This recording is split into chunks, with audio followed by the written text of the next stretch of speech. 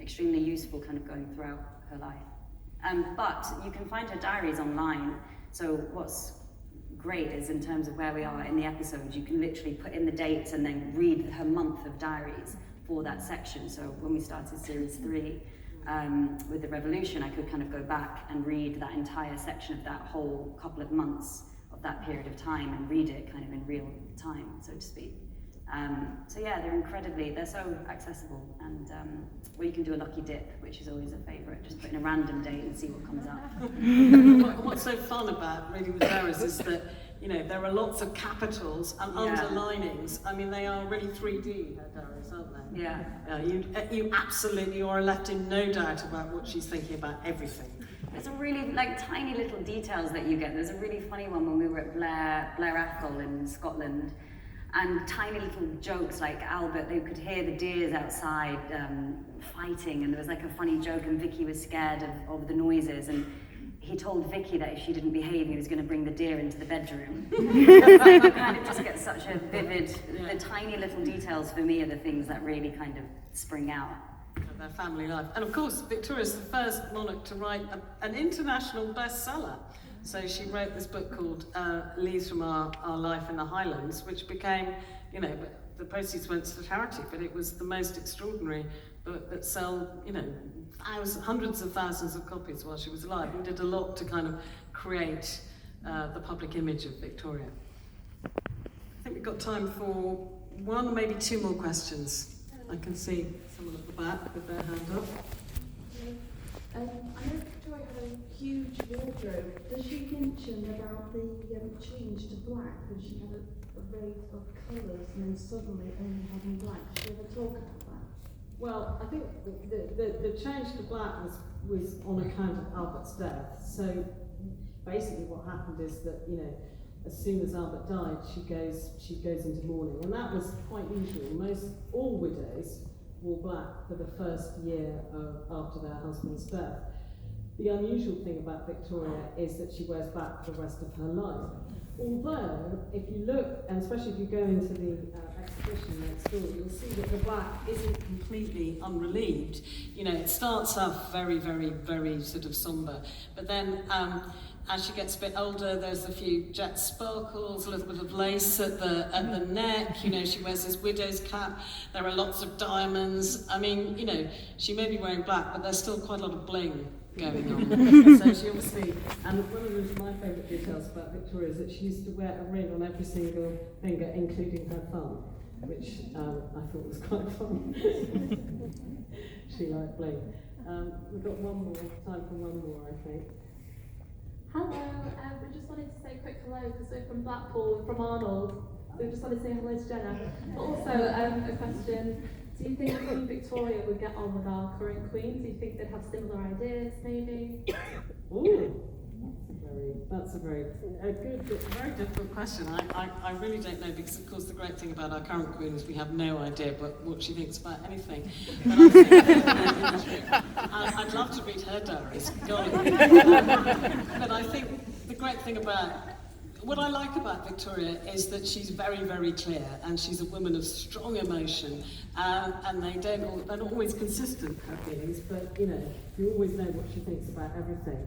And I think the great strength of our current Queen is that she is, you know, Her Majesty, Queen Poker Face. I mean, you really don't know, and she's very, very good at concealing her feelings. Although, you know, she did smile very broadly at Donald Trump, so.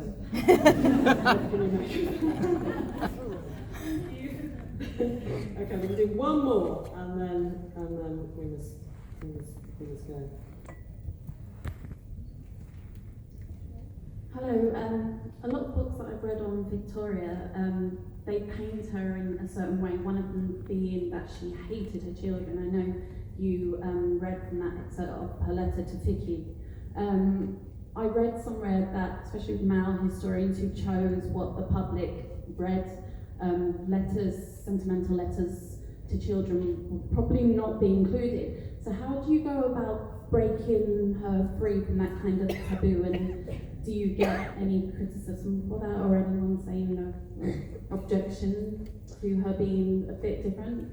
Well, it always makes me laugh, the idea that, people say, oh yeah, Victoria's a very bad mother. I mean, nobody ever says, King George V was a really bad father, and he was a really bad father. I think Victoria, you've got to remember, she had 9 children. I mean, would you be quite as kind of obsessed with the doings of all your children if you had 9 of them? I mean, most of us don't have 9 children, so we can't imagine what it's like.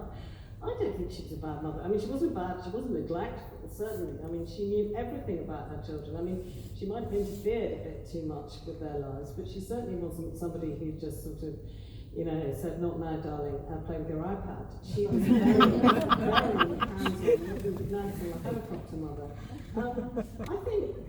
I think it's extraordinary. I think there is an underlying vein of misogyny in the way that Victoria has been depicted, and part of that is the fact that, she, that people forget she's a queen. So she, but she's a queen, but yet she's not the world's most affectionate mother. I think the fact that she manages to be a queen and have 9 children and be a good enough mother, as we might say, I think is very, very impressive. And, she was certainly a huge figure in her children's lives. So I think that male historians have sort of been very uncomfortable with her pronouncements about childbirth, and maybe people take them all slightly too much at face value when she says, I don't like being a cow or a dog. I think what she really doesn't like is the fact that, being pregnant makes people think that she's somehow not all there. I think she felt that when she was pregnant and nursing her children, she somehow wasn't given the same dignity that she had in the rest of her life. And I think that's why she's so vehement about it later. But, and of course the other thing about Victoria is that if she'd had contraception, I don't think she would have had 9 children. I think that is the great tragedy of her life, is that, she loved sex, but she didn't know how to avoid the consequences. Oh dear, I've lowered the tone right.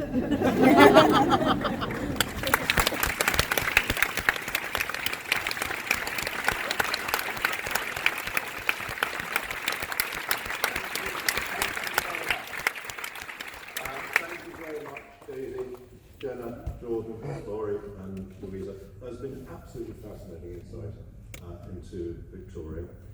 For all of us here who wish to continue to discover about Victoria, there are 2 magnificent exhibitions, as Daisy has referred to, in Kensington Palace itself, and everybody attending here should have a little voucher which gives you heavily discounted entrance to that, so you can continue the experience. You can continue to enjoy this evening because the bar is open. Regrettably, we're not serving a mixture of claret and whiskey, but we're serving wine in any case. And I'd just like to show our appreciation to our readers and performers tonight by just giving them small gifts from historic royal palaces. So, Daisy.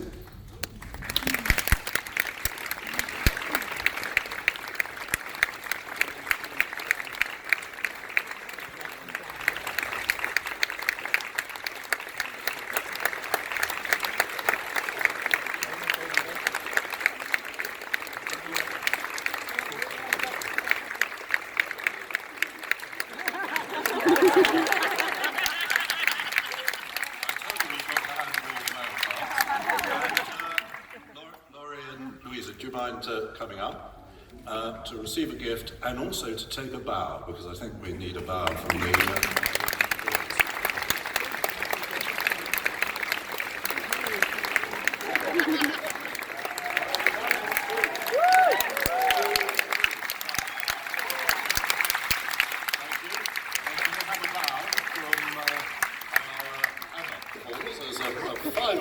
Thank you.